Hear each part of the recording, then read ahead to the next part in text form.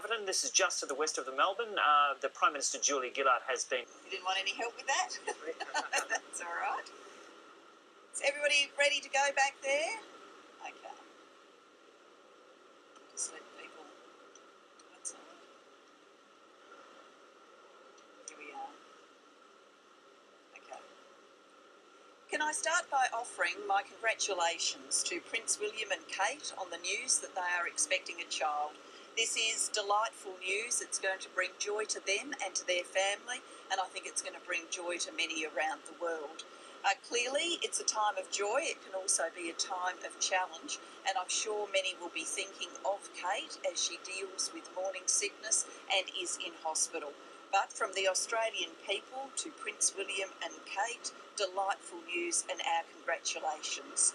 I'm here at One Steel in Laverton in Melbourne's West, and I'm accompanied by Ministers Combet and Clare. We're here today to make an important announcement about Australian jobs. The Australian economy has been resilient, and it's only Labor that's got a plan to keep it resilient for the future. Our economy has shown that it can be resilient even in the toughest of times.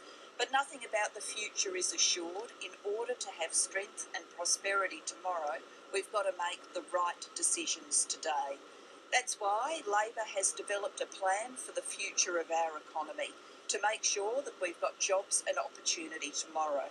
We laid that plan out in our policy paper about Australia being a winner in this century of growth and change in the Asian region and future.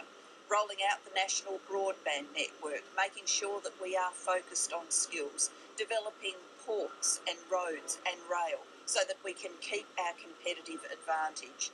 It's only Labor that's got a plan to ensure that our economic resilience today continues tomorrow. During all of this, we've had a particular focus on manufacturing. Manufacturing has been facing some difficult times as a result of the strength of the Australian dollar. That means that for places like One Steel and manufacturing around the country, they have had to face some pressures. Manufacturing is an important industry to this country. It employs almost 1 million Australians, and it's important to our skills and innovation for the future. One of the challenges that manufacturing has been facing is competition from dumped, cheap, imported product. This is product that is being sold at less than its true cost. Now, Australian manufacturing can be strong for the future, but Australian manufacturing can only be strong if it gets a fair go and a level playing field, which is why today I do announce with my ministerial colleagues that we will create an Australian Anti-Dumping Commission. It will be the job of the Anti-Dumping Commission to be the policeman to make sure that we are enforcing fair rules so that Australian manufacturers don't face competition from dumped, cheap, imported product, which is 3 weeks from Christmas. And as we move from this year into next year, our announcement today shows that one of the big things that the government will be focused on in 2013 will be jobs and opportunity. We are a government that is focused on job creation during the most difficult times. We've worked with the Australian community to make sure that, unlike the rest of the world, we've got low inflation, low unemployment, economic growth and sound public finances. In 2013, we will be focusing on jobs and opportunity for the future by making the right decisions today. I'll turn now to Minister Clare for details of today's announcement. Well, thanks, Prime Minister, and thanks, Greg. We're a trading nation, and boosting trade is critical to our success. One of the things that can harm that is dumping. Dumping is cheating. It's where goods are imported at less than their real cost, and it can cost Australians their job, it can hurt Australian industries, and it can undermine confidence in free trade. That's why it's so important that you've got a strong cop on the beat to make sure that people play by the rules. And it's important that that cop on the beat's got the resources they need and the powers they need. That's what today's all about. There's been a lot of reform already in this area, but in all of years we've seen a tripling in the number of anti-dumping investigations. And that's been driven by a weak global economy as well as a strong Australian economy with surplus commodities out there looking for a home, and Australia is an attractive market. And expectations are that that's set to continue. In July, I asked John Brumby, the former Premier of Victoria, to give me advice on the best structure to tackle this issue. He gave me his report 2 weeks ago. I released it last week, and today we're announcing that we're going to implement his recommendations. As the Prime Minister has said, the first of these is we're going to set up an anti-dumping commission, and it'll be based right here in Melbourne, the heart of Australia's manufacturing. The Anti-Dumping Commission will report directly to me. Second is we're going to boost the resources available to this Anti-Dumping Commission. A massive increase in resources, over $24 million over the years.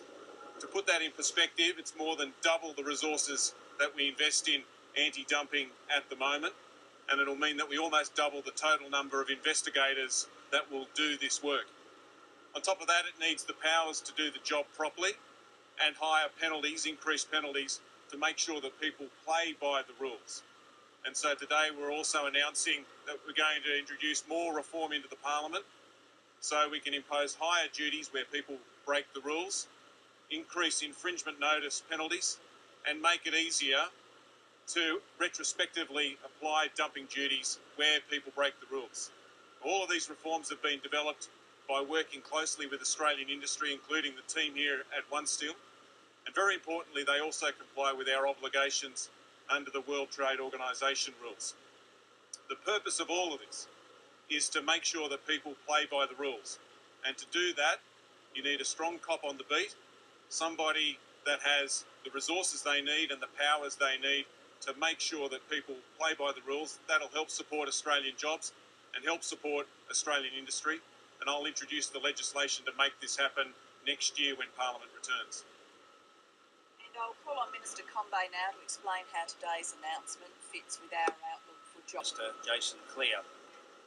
I spent many years as a trade union official representing people in factories such as this before I entered Parliament.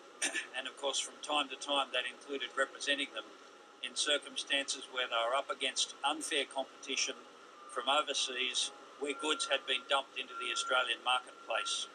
So now in the role as Industry Minister and formulating an industry and innovation policy for the government, one of the important priorities for the government and myself as Minister has been to strengthen the protection against anti-dumping in our laws. Minister Clare, as he's just indicated, will be introducing legislation to achieve the changes that we're announcing here today. But the fundamental purpose is to support the jobs of Australian workers in important industries such as this from unfair practices such as the dumping of products at below their true cost.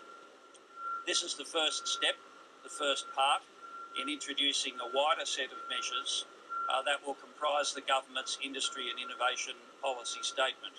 There'll be further measures announced in coming weeks and months, but principally we are going to be focusing on supporting the jobs of Australian workers, and especially in the manufacturing industry, and also focusing on what we need to do, and also to create more jobs through innovation and being more competitive and winning more work by exporting overseas.